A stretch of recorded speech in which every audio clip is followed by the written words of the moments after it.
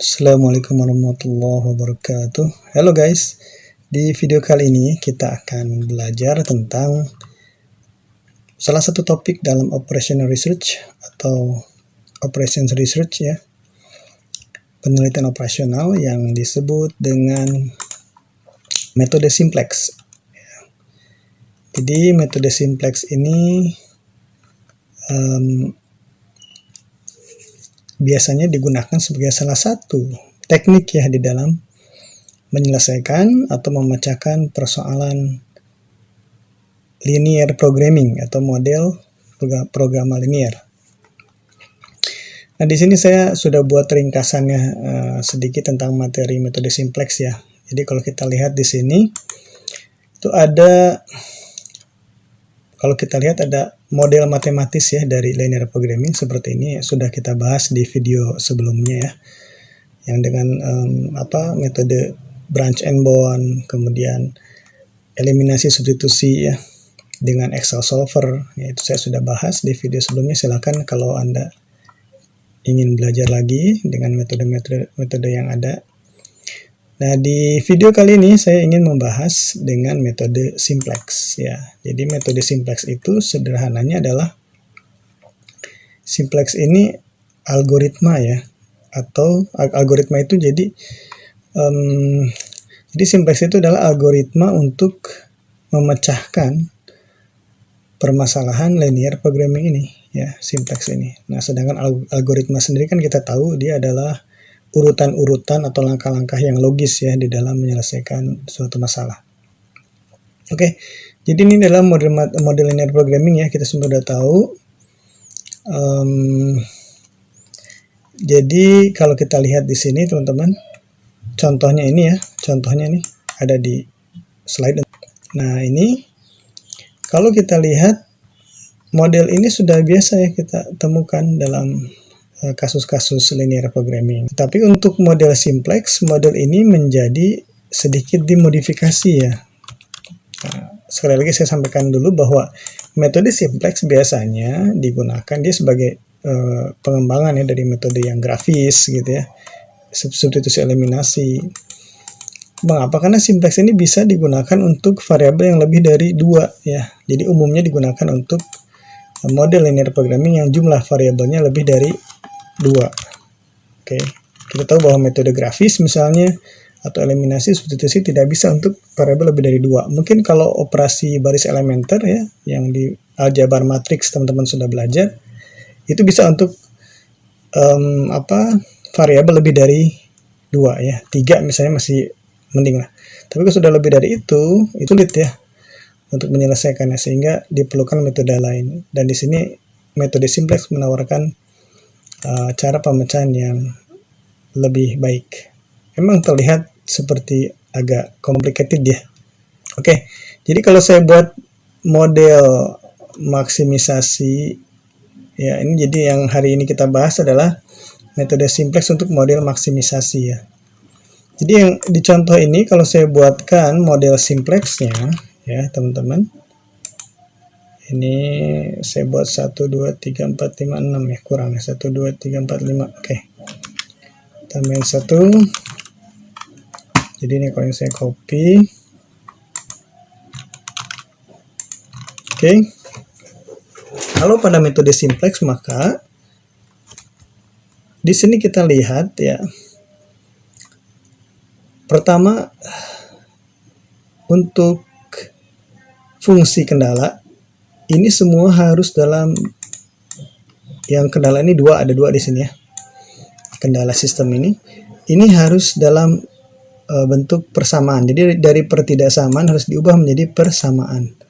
Maka kalau ini diubah menjadi persamaan, teman-teman, dalam metode simplex itu ada yang namanya, di sini tambahan ada variabel namanya select variable atau variabel pembantu ya. Di sini saya tambahkan S1 ya, select variable pada fungsi kendala nomor 1. Nah, jadi kurang dari sama dengan ini berubah menjadi sama dengan, tetapi dengan adanya tambahan variabel S1 ya, select variable namanya. Nah, apa nih penjelasannya? Nanti saya akan berikan penjelasan yang cukup ya. Berarti untuk yang kendala nomor 2 pun ya, ini saya bisa tambahkan S2 ya, teman-teman. Nah, gitu. Gitu.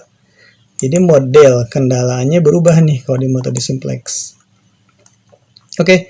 Jadi apa itu select variable ya? Select variable.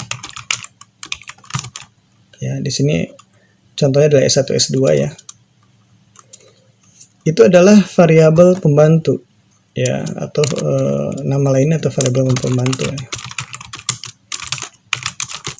Jadi kalau bahasa atau makna sederhananya dia itu adalah untuk memastikan atau untuk memenuhi perubahan dari pertidaksamaan menjadi persamaan ini ya. Maksudnya gimana? Kita lihat di sini ya. Kalau saya tuliskan di sini misalnya kita anggap ya nilai dari 4x1 tambah 2x2 ini misalnya ya nilainya itu sama dengan 60, persis sama dengan 60 nih yang right hand side-nya, sisi kanannya ya. Yang sisi kiri ini x1 x2 nya entah berapa itu ketemulah nilainya adalah sama dengan 60, berarti nilai S1 nya adalah 0 ya enggak? Ya kan? 0. Nah kemudian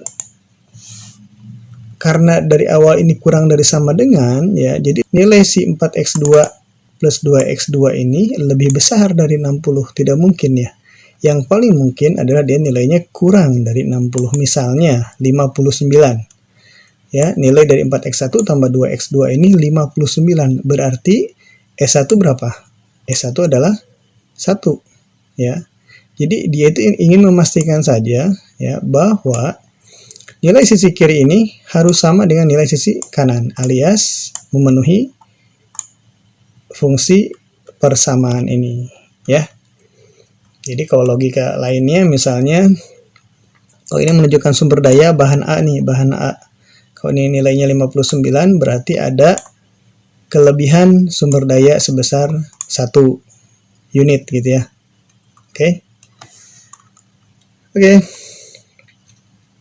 Itu jadi intinya adalah kita mengubah dulu pertidaksamaan dari fungsi kendala ini menjadi persamaan. Nah, dengan bantuan si select variable ini. Oke. Baik. Ini untuk di model maksimisasi. Untuk di model minimisasi biasa disebutnya surplus ya, variable. Oke, ini kita bahas dulu model maksimisasi. Oke, teman-teman ya, ini sudah paham kita. Jadi intinya adalah perubahannya ada di sini. Ya, si fungsi kendalanya berubah, maka ini kita bisa geser ke sini. Oke. Nah, ada berubah persamaannya atau fungsinya berubah menjadi persamaan ya. Oke, karena di sini muncul variabel pembantu atau select variabel S1, S2, maka di